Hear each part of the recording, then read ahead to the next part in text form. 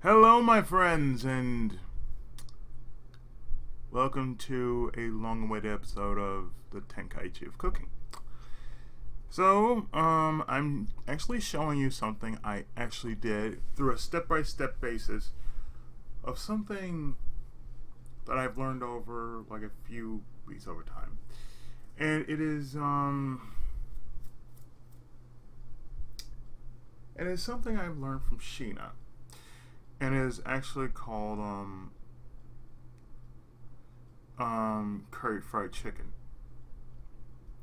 Now, from what I've learned, and what you're looking at, and I'm going through all the stages of it, is that I kind of did something of a shake and bake with this. But the thing is, I didn't go with doing an air fry. So, this is what I'm showing you. What you see here is butter. See, during the process, the most important thing that I had to knock out of the way was the butter.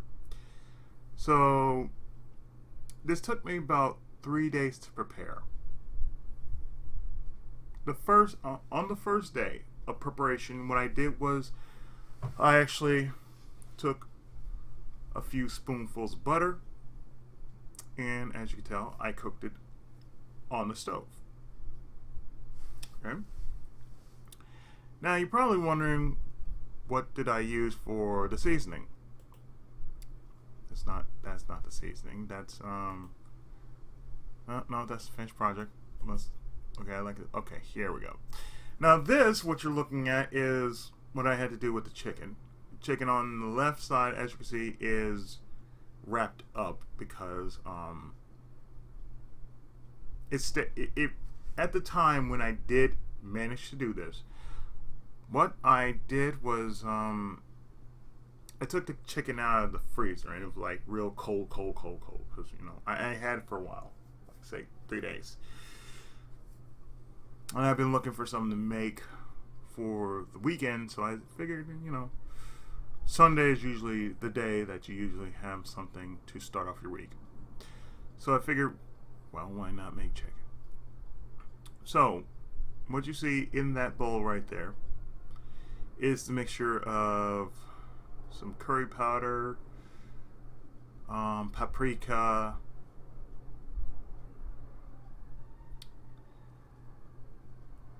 I added the butter, I had a bit of pepper, salt,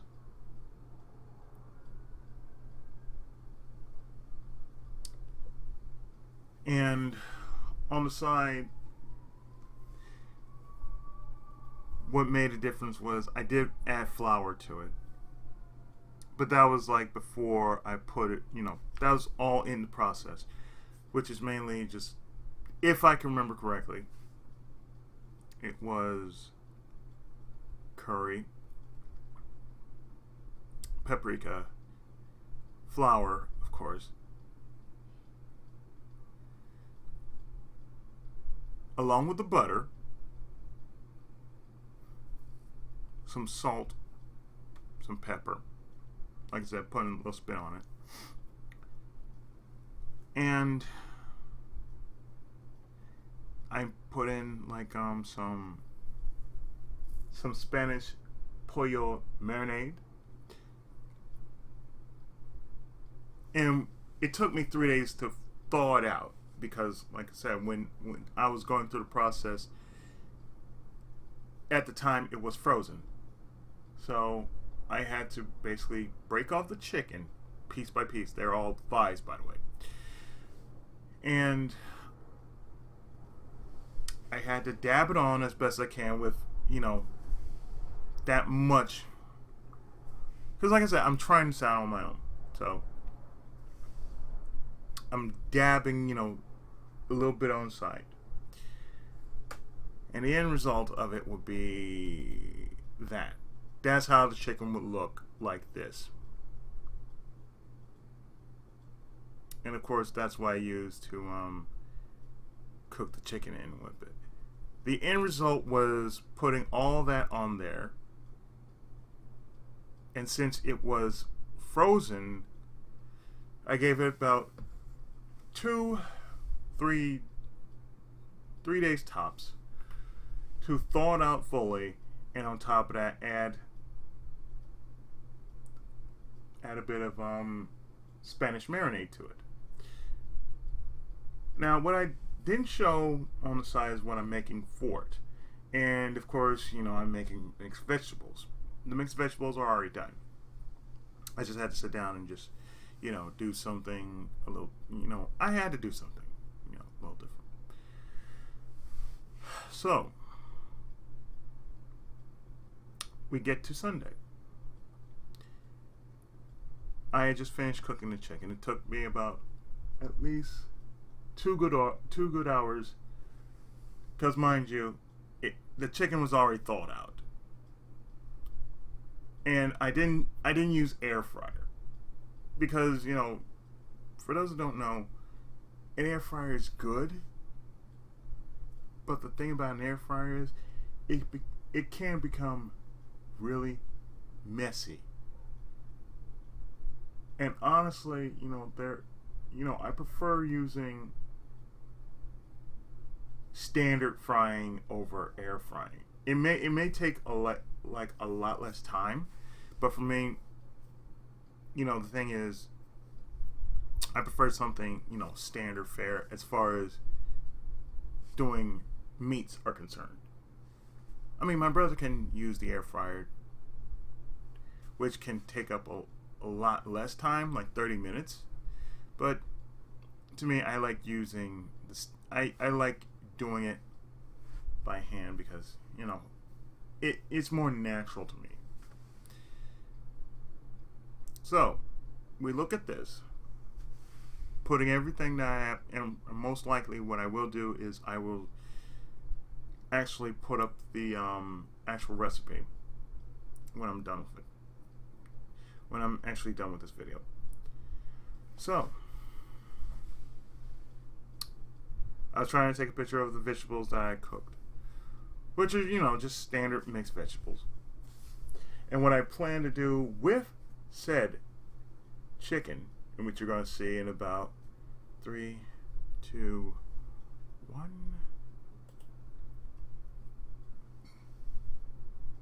The chicken in question looks like this.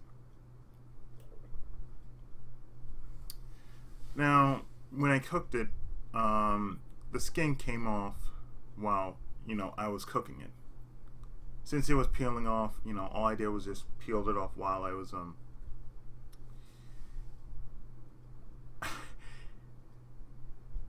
I peeled it off, and yet it looks like it's mixed with macaroni cheese. But as I said, I haven't cooked in a while, so really haven't done something that basically haven't dived into cooking in a while, because summer is going to be fall soon. But so fall gets here, then that's when I really go back into cooking. But at the end of the day, all that matters is that, oh hey, I'm making a good meal. Small, easy, simple, and takes up less time. Because for most people who don't know, prep work takes a lot more time than one realizes. Because whenever I have something that I prep, it will take at least a good 2 days. If not a day, a good 2 days for everything to be nice and prepped. So I think the last thing I'm going to do, which should not take so long, would be making a second side for the vegetables. Most likely, I see myself making some spaghetti to go with the vegetables, because there's always rice, but the thing about rice is that by itself, it's sort of bland. And even if you were to make instant rice, it would still somehow be bland. In some cases, like if you're using rice-a-roni or what have you, it can still taste pretty bland. And part of me wishes I had furikake. Furikake is basically a Japanese seasoning you put on rice just for flavoring. But apparently, in order for me to get some furikake, I would have to go out to the to some exotic store somewhere out in Little Tokyo just to get furikake or what have you. But I would think after all this that I'm done, after everything that is said and done, I'm pretty sure it would turn out to be most likely the best thing I've ever made, regardless of me being out of the loop of cooking for a while. No, I've been out of the loop of cooking pretty much everything else for a while. I mean, most people say I miss my opportunity. I say I doubt I miss my opportunity. Cooking is something that takes quite a bit of time to prepare. You can't just do it up on the fly. You have to mentally prepare. And while my friends kind of see that I have more of an edge about cooking, I could say I don't. Really, I haven't done cooking in a long time. It's like the next thing I want to do is fish. But I pretty much want to put a spin on, that fish. Because really, I like to put a spin on everything that basically is brought to my attention. And, if it doesn't work one way, it'll work a different way. But yet, in the end, what I'm going to do is, like I said, put up the video in question with the actual ingredients that was used to make this. Even though I didn't use an air fryer, I figure it's more rewarding if I were to do it the standard way of frying. Because sometimes, I suppose if I were to use the chicken right then and there, instead of, putting it in the freezer and whatnot, the end result is it would look a whole lot better. But then again, for most of what I did during the duration of cooking, I basically put it, under lock and key. I did it in a pressure cooker style of making this. But it is what it is, though.